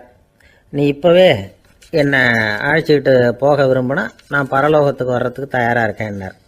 தேவதூதன் அந்த பாதிரியாரை அன்போடவும் விவேகத்தோடவும் பார்த்து, நீங்கள் வந்து என் கூட பரலோகத்துக்கு வர்ற தயாராக இருக்கிறதா சொல்கிறீங்க, ஆனால் நீங்கள் இது வரைக்கும் வேறு எங்கே இருந்ததா நினைக்கிறீங்க அப்படின்னானு. அப்படின்னா இது வரைக்கும் இருந்த இடம்தான் பரலோகம் அப்படிங்கிறத உணர்த்தியிருக்கிறான். பரலோகம்னா என்னன்னு புரிஞ்சுக்கிறதுக்கு இந்த சம்பவம் நமக்கு உதவியாக இருக்குது. தொண்டு செய்கிறத விட பெரிய செயல் வேறு எதுவும் இருக்க முடியாது. அது நம்ம மனசுக்கு கொடுக்குற சுகத்தை வேறு எதுவும் கொடுக்க முடியாது. நாம் தொண்டு செய்கிற இடம் தான் அந்த புண்ணிய இடம். ஆனால் இந்த காலத்துல எல்லாம் நாம் வந்து தொண்டு செய்யணும்னு நினச்சி ஏதாவது ஆரம்பித்தா கூட அதை ஒரு மாதிரியாக சுற்றி நின்று வேடிக்கை பார்க்க ஆரம்பிச்சிடுறாங்க. ஒரு பெரியவர் அப்படித்தான் ஒரு தொண்டு செஞ்சுக்கிட்டு இருந்தார். ஒரு கோவில் கட்டிக்கிட்டு இருந்தாங்க. அதில் ஒரு இடத்துல ஒரு பலகையை வச்சு ஆணி அடிக்கிற வேலையை செஞ்சுக்கிட்டு இருந்தார் அந்த பெரியவர். ஒரு சின்ன பையன் அதை ரொம்ப ஊக்கமாக அக்கறையாக கவனிச்சுக்கிட்டு இருந்தான். பெரியவர் இதை கவனித்தார். என்னப்பா பார்க்குற, உனக்கும் இது மாதிரி தொண்டு செய்யணும்னு ஆசையாக இருக்கா அப்படின்னு கேட்டார். அதுக்கு அந்த பையன் சொல்கிறான், அப்படி இல்லைங்க, நீங்கள் ஆணி அடிக்கிறப்போ கையில் சுத்தியால் அடிச்சுக்கிட்டா எப்படி துடிப்பீங்க எப்படி கத்துவீங்கன்னு தெரிஞ்சுக்கிறதுக்காக அதை பார்க்கணும்னு ஆசை, அதுக்காக தான் காத்துக்கிட்டு இருக்கேன் அப்படின்னு நான். ஒரு ஊரில் ஒரு பெரிய செல்வந்தர் இருந்தார். பணத்துக்கு பஞ்சம் இல்லை. அதனால் இந்த உலகத்தில் முடியாத காரியம் எதுவும் இல்லைன்னு நினச்சார். பணம் இருந்தாலே அந்த நினப்பு தானாக வந்துடும். அதனால் இவரும் அப்படி நினச்சதில் ஒன்றும் தப்பு இல்லை. அந்த ஊருக்கு குருநானக் ஒரு தடவை வந்தார். அவருக்கு இந்த செல்வந்தர் ரொம்ப பிரமாதமாக ஒரு வரவேற்பு கொடுத்தார். ஊர் எல்லையிலேயே எங்கள் வீட்டுக்கு வந்து விருந்து சாப்பிட்டுட்டு போகணும்னு கேட்டுக்கிட்டார். அவரும் சரின்னு ஒத்துக்கிட்டார். உடனே தன்னுடைய பங்களாவில் ஒரு பெரிய விருந்துக்கு ஏற்பாடு பண்ணார். குருநானக்கை அழைச்சிட்டு வீட்டுக்கு போனார். உட்கார வச்சார். ஐயா, நான் இந்த ஊர்லேயே ரொம்ப பெரிய வசதி உள்ளவன். என்னால் எல்லாம் முடியும். உங்களுக்காக நான் என்ன செய்யணும்னு சொல்லுங்கள். எதுவாக இருந்தாலும் பரவாயில்ல, எவ்வளவு செலவானாலும் பரவாயில்ல, என்னால் செய்ய முடியும். என்ன செய்யணும்னு சொல்லுங்கள், அது போதும், நான் செய்கிறேன் அப்படின்னு நான் ரொம்ப பணிவா. இதை கேட்டதும் குருநானக் சிந்திச்சார் கொஞ்ச நேரம். அதுக்கப்புறம் தன்னோட சட்டை பைக்குள்ளே கையை விட்டு ஒரு பழைய ஊசி ஒன்று எடுத்தார். அந்த செல்வந்தர்கிட்ட கொடுத்தார். இதை பாருங்கள், இவ்வளவு தூரம் நீங்கள் கேட்கறதுனால சொல்கிறேன். எனக்கு நீங்கள் செய்ய வேண்டிய உதவி இதுதான்னார். ஊசியை கையில் வாங்கிக்கிட்டு இதை என்ன செய்யணும்னு சொல்லுங்க அப்படின்னார் அவர். நீங்கள் செய்ய வேண்டியது என்னென்னா, இந்த ஊசியை பத்திரமா வச்சிருக்கணும். நாம் 2 பேரும் இறந்து போனதுக்கு பின்னாடி இன்னொரு உலகத்தில் நாம் சந்திக்கக்கூடிய வாய்ப்பு இருக்குது. அப்போ இந்த ஊசியை என்கிட்ட கொண்டாந்து கொடுக்கணும். இதுதான் நீங்கள் எனக்காக செய்ய வேண்டிய உதவி அப்படின்னார் குருநானக் லேசாக சிரிச்சுக்கிட்டே. இதை கேட்ட உடனே இந்த பெரியவர் முழிக்க ஆரம்பிச்சிட்டார். அது எப்படிங்க, நான் சாகிறப்ப எப்படி இந்த ஊசியை எடுத்துக்கிட்டு இன்னொரு உலகத்துக்கு வர முடியும்னார். ஊசி மாதிரி ஒரு சின்ன பொருளை கூட இந்த உலகத்தை விட்டு நாம் போகிறப்ப எடுத்துகிட்டு போக முடியாதுங்கிறப்போ உங்களோட செல்வத்தையெல்லாம் எப்படி அங்கே எடுத்துகிட்டு வர போகிறீங்க அப்படின்னு கேட்டார் குருநானக். அதுக்கப்புறம் தான் அந்த பெரியவர் யோசிக்க ஆரம்பித்தாராம். குருநானக் சொல்கிறார், இதை பாருங்கள், நாம் செய்கிற நல்லது கெட்டது தான் கடைசி வரைக்கும் நம்ம கூட இருக்கும். அடுத்தவங்க நல்லா இருக்கணுங்கிறதுக்காக பொருளை செலவு செய்யணும். அப்படி செய்யலைன்னா எந்த பிரயோஜனமும் இல்லை அப்படின்னார். அதுக்கப்புறம் தான் அந்த செல்வந்தரின் அறிவு கண் திறந்து தான். உடனே குருநானக்கை வணங்கினார். ஐயா, என்கிட்ட இருந்த ஆணவம் போயிட்டுது. இனிமேல் என்கிட்ட இருக்கிற செல்வத்தை நல்ல வழியில் செலவழிப்பேன் அப்படின்னாராம். நம்மக்கிட்ட இருக்கிற பணம் எப்பவும் நம்ம கூடவே வந்துக்கிட்டு இருக்காதுங்கிறதுக்கு இது ஒரு உதாரணம். அதுக்காக நாம் பணம் சேர்க்கறத பற்றி கவலைப்பட வேண்டியதில்லை, பேசாமல் படுத்து தூங்கிக்கிட்டு இருந்தால் போதும் அப்படின்னு இதுக்கு அர்த்தம் பண்ணிக்கக்கூடாது. முறையான வழியில் பணம் சேர்க்கணும், அதை முறையான வழியில் செலவு பண்ணணும். அதனால் ஏற்படக்கூடிய மன நிறைவு இருக்குது பாருங்கள், அது அனுபவித்தவங்களுக்கு தான் தெரியும். சொர்க்கத்துக்கு போகிறவங்க இங்கேருந்து பணத்தை எடுத்துகிட்டு போக முடியாது. ஆனால் நம்ம செல்வத்தை இங்கே மற்றவங்களுக்கு பயன்பட செய்து அதனால் ஏற்படுற புண்ணியம் இருக்குது பாருங்கள், அதை எடுத்துகிட்டு போக முடியுமா. இதுதான் ஆன்மீகவாதிகள்லாம் சொல்கிற கருத்து. ஜான் நியூட்டன் ஒருத்தர், அவர் சொன்னார், நான் எப்போவாவது சொர்க்கத்துக்கு போய் சேர்ந்தேன்னா அங்கே 3 அதிசயங்களை பார்ப்பேன்னார். என்னன்னு கேட்டாங்க. நான் யார் யார் இருக்க மாட்டாங்கன்னு நினச்சிக்கிட்டு இருந்தேனோ அவங்களில் சில பேர் அங்கே இருப்பாங்க, அது ஒரு பெரிய அதிசயம்னார். சரி, அடுத்தது என்ன? 2வது அதிசயம் என்னன்னா, அங்கே இருப்பாங்கன்னு நான் எதிர்பார்த்த சில பேர் அங்கே இருக்க மாட்டாங்க,